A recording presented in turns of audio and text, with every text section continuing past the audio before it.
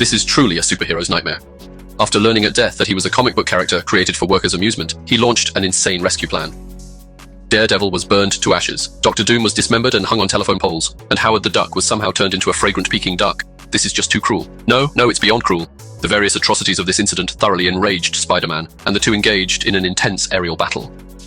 Facing his former good friend, Spider-Man showed no mercy in this matter, attacking relentlessly. But high-rise buildings were Spider-Man's home turf. In a moment of distraction, Deadpool was struck by Spider-Man's punch and fell heavily from dozens of meters high, instantly becoming a splattered mess. However, with his self-healing ability, he quickly recovered to his original state. Spider-Man lunged forward and grabbed him by the neck. He wanted to question him thoroughly. This good friend whose costume was covered in spider patterns, why did he kill so many people? But Deadpool said nothing. He just pressed a gun against his friend's jaw. Spider-Man didn't dodge because he couldn't believe Deadpool would actually shoot him. They used to be best friends. But that was all in the past now. Spider-Man's death made the Avengers decide to take action. They gathered to discuss how to deal with this ruthless menace. Just then, Jarvis suddenly burst in, saying that Dr. Pym had mysteriously vanished. And most terrifyingly, the Pym particles that could control matter's size had also disappeared. That's right, Deadpool had made the first move. He used the Pym particles to enlarge a bomb hidden under the table. Because of this, the Avengers base was reduced to rubble in the explosion, the Iron Man squad was blown to bits, Wolverine was left as nothing but a skeleton. And there were also fragments of someone's unknown spirit star falling from the sky. Deadpool stood atop the ruins, watching as the souls he'd claimed increased by a few more.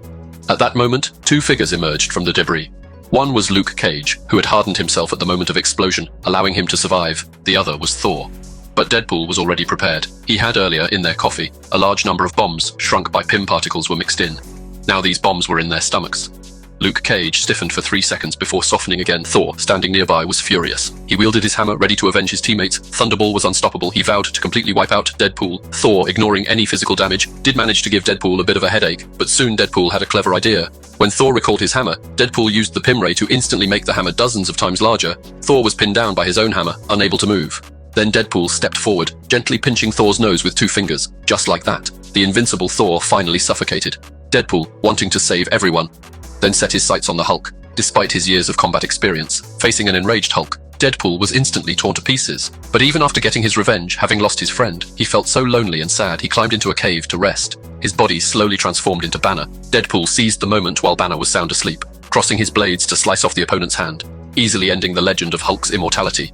The Avengers team was decimated. Meanwhile, in a villa in Queens, the families of the fallen heroes gathered together.